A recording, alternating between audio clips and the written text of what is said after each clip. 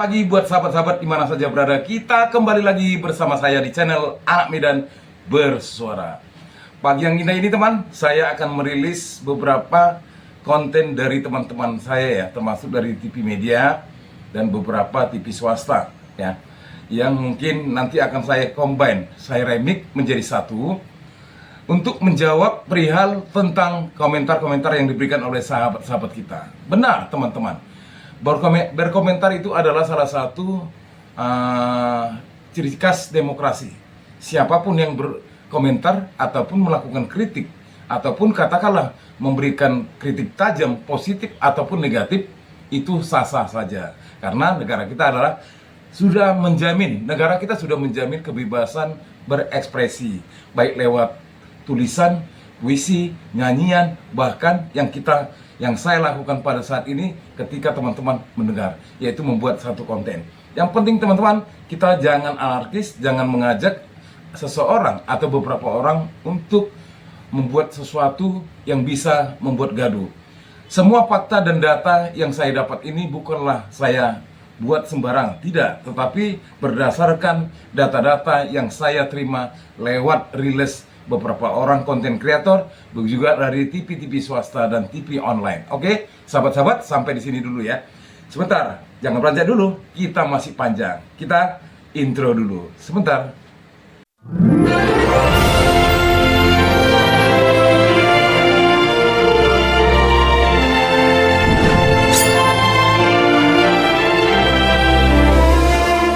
Lagi teman-teman. Jadi statement saya pertama tadi, beberapa info atau beberapa konten yang saya terima akan saya combine menjadi satu. Tapi teman-teman yang menjawab ya, nanti lewat di kolom komentar, apakah Pak Jokowi pembohong atau memang tidak pembohong? Sebentar ya, agak miring teman-teman.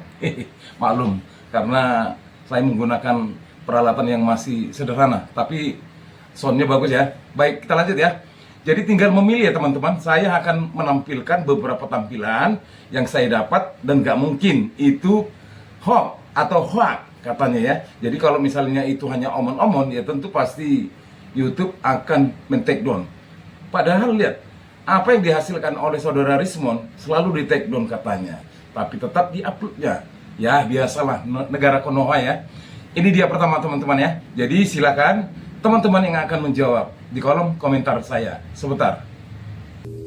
Belum ada informasi akan diambil kapan Pak sisanya? Sebenarnya sudah ada surat dari Setnek waktu itu, tetapi ketika sampai di Kementan tidak pernah ada tanggapan. Padahal ini lembaganya negara ya, sesama lembaga negara yang bicara juga presiden, tetapi saya mengikuti perkataan presiden dalam kunjungan yang disaksikan oleh hampir banyak warga negara yang melihat secara langsung, apalagi waktu itu Pak Presiden masih baru dan kepercayaan kepada Presiden tinggi, sehingga apa yang dikatakan Presiden dalam kunjungan itu ya kita penuhi. Sudah apalagi, mencoba ya, menanyakan. Sudah mencoba mesinnya dijetis itu yang sama dengan insiden traktor. Bapak sudah mencoba menanyakan akan diambil kapan sisanya? Oh sudah, saya sudah berkali-kali bersurat dan 2016 juga ada respon, tetapi hanya surat saja, pembeliannya sampai sekarang tidak dilakukan. Nah ini ada apa?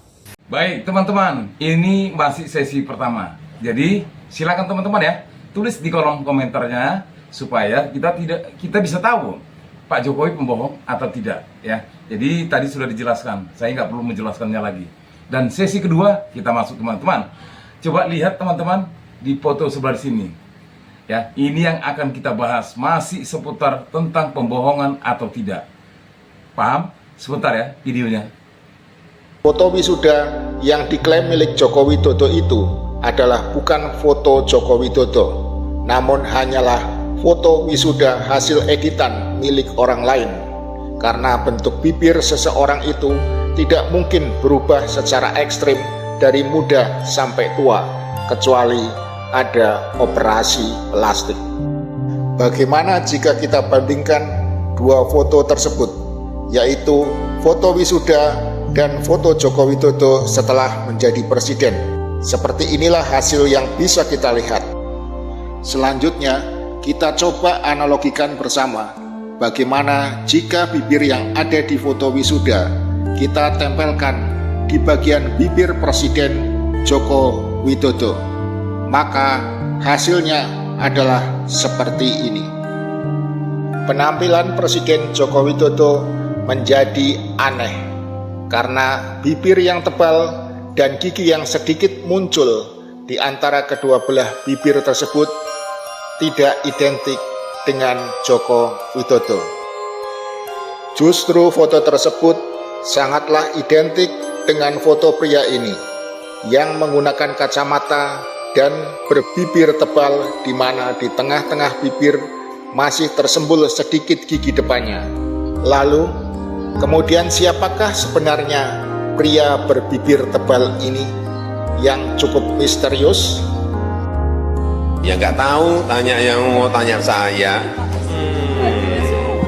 Setelah dilakukan beberapa investigasi, ternyata pria ini adalah adik Joko Widodo yang bernama Dumatno Budi Utomo atau lebih dikenal dengan panggilan Mas Kedut. Pria kelahiran 8 Juli 1977 ini merupakan mantan pemain bulu tangkis klub Pelita Jakarta era 90-an dan merupakan alumni STIE Surakarta, di mana foto yang diakui sebagai foto wisuda Joko Widodo itu adalah merupakan foto wisuda Dumatno Budi Utomo bersama istrinya di STIE Surakarta. Dan foto tersebut telah diedit beberapa bagian latar belakangnya untuk memperoleh kesan seolah foto tersebut berlokasi di Universitas Gadjah Mada. Setelah kita melihat edisi yang kedua ya, tampilan yang kedua, bagaimana tanggapan teman-teman, sahabat-sahabatku? Ayo tulis di kolom komentar ya, supaya kita jangan gagal paham. Artinya kenapa dua video ini saya combine? Untuk mengajak teman-teman memberikan keputusan, pembohong atau tidak, itu terserah teman-teman.